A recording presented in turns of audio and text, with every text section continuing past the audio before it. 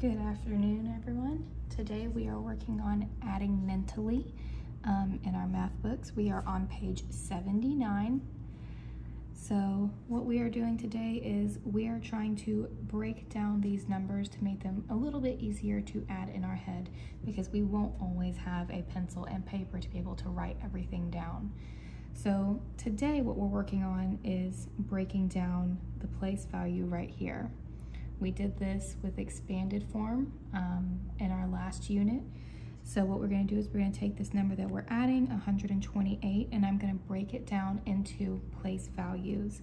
So I'm going to take my hundreds, and I have a 1 here. So that's 100ths. In my tens place value, I have a 2. So I'm going to put a 20 in my place value. In my ones place, I have an 8. So I'm going to put an 8 here in my place value. And then what I do is I can just add it down like this. So I'm going to start with my smallest, which is my ones. 8 plus 1, that is 9. I'm going to go up to my tens. Got 50 plus 20, which is 70. And then I'm going to go to my hundreds, which is 100 plus 100, and that equals 200. So if I take it from my expanded form and I put it into standard form, I'm going to start with my ones. I have a 9. My tens, I have a 7. And my hundreds, I have a 2. So if I'm adding 151 and 128, it's going to equal 279. So if I'm looking at this in terms of the trains, where this car has 151 seats and this car has 128 seats, I have a total of 279 seats. So another way that we can do this is we're going to make these numbers a little bit easier to add in my head. So I don't want to try and add 134 and 99 in my head. It would be a lot easier if one of those numbers were, say, 135 or 130 or 100. So what I'm going to do is I'm going to make this 99, I'm going to make it into 100. But I can't just bring that extra 1 from anywhere. So what I'm going to do is I'm going to borrow a 1 from over here. So I'm going to take my 134 and it's going to change to 133 because I'm borrowing a 1 from it. And I'm going to take that 1 over to the 99 to make it a 100. Now that number is much easier for me to add in my head. And 133 plus 100 equals 233. Don't worry if you didn't get it the first time, we're going to do a couple more.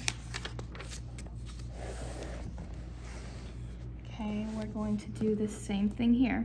So I've got the numbers 37 and 25, and I don't want to add those in my head the way that they are because that seems a little bit difficult. So what I want to do, 25 is pretty close to 30, and that's a nice pretty rounded number that I like. So I want to make that 25 into a 30. But again, I can't just give 5 to the 25 to make it 30. I have to borrow the 5 from my 37. So I'm going to take away 5 from the 37 and change it into a 32. And then I'm going to give that 5 to the 25 to make it 30. So now instead of adding 37 and 25, I'm adding 32 and 30. And that's a much easier number for me to add in my head. So now I'm adding 32 plus 30, and that equals 62. So in total, there are 62 students on the bus. There is another way that you can do this with the same numbers. So up here, I changed my 25 to make it 30. But here, I'm going to change it to where the 37 equals 40. You can do it either way. If you don't want to watch this part, you don't have to watch this part if you think it's going to confuse you. I'm just showing you another way to do it. So 37, that's pretty close to 40. So I'm gonna give it a 3 to make it equal 40. But again, I have to take that 3 somewhere from somewhere, so I have to take that 3 from the 25. So when I take that 3 away from the 25, it equals 22. And I give that 3 to the 37, it's going to make that a nice, pretty, rounded 4, which is, again, a much easier number to add in my head. So now I'm adding 40 plus 22, and it equals 62. So up here, we have the same answer. So it doesn't matter which number you change. Here I changed my 25, and here I changed my 37. You get to pick which number you want to change. But we just need to make sure that whenever we're changing a number, wherever we're adding to make it equal a pretty rounded number, we have to make sure we're taking it away from the other number. Let's do a couple more practice. I've got 79 and 54, and for this one I want to take it and I want to break apart into expanded form so I can show my different place values here. It's already done this part for me. I am going to be adding 70 and 50 in my tens, but now I need to go over here, and in my ones I need to add what my ones are. So 79 is 70 and 9 in my ones place value. 54, that is 50 and 4 in my ones place value. Now this is why we always start with our smallest number, because this isn't going to be quite as easy as the other one. So if I take 9 and 4, it's going to equal 13. But I can't just stick a 13 down here and call it a day. So what I'm gonna do, I'm gonna bring down my 3, and I'm gonna carry my 1. Remember that from 2nd grade, whenever we would carry the 1? So we're gonna carry the 1. So whenever I add my 1 over here to the tens, I've got my 7 plus 5, which is 12, and then I have my 1, which makes it 13. And again, I've got my zeros here, putting it in the tens, so it's actually 130. So if I add 70 plus 50, it's 120. If I add 10 more, that's 130.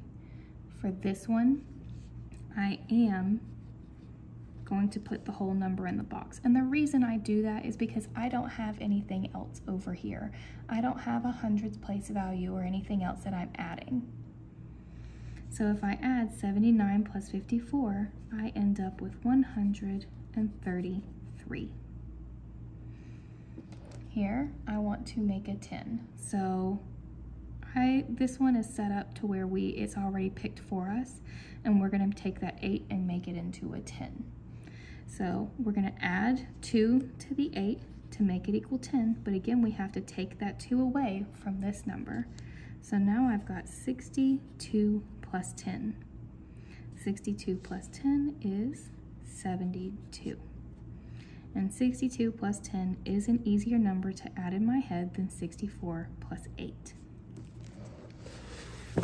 We're gonna do just 1 or 2 more with independent practice to get a little bit extra practice with this for today. So here on these 4, I'm gonna break it apart, just like I was doing with the other ones. I'm gonna do number 6 with you.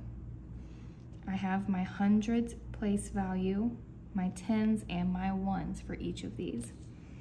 So I'm gonna start with my ones, and I've got 5 here, so that goes with my ones place value. Here I've got 2, but it's in the tens, so it's 20. And here I've got 3, but it's in the hundreds, so it is 300. For this one, I've got just 5 in my 5's place value.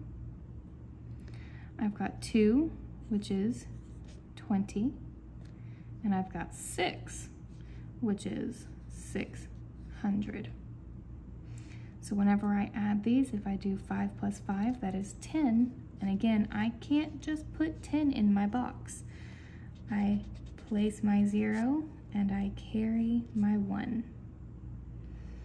20 plus 20 is 40.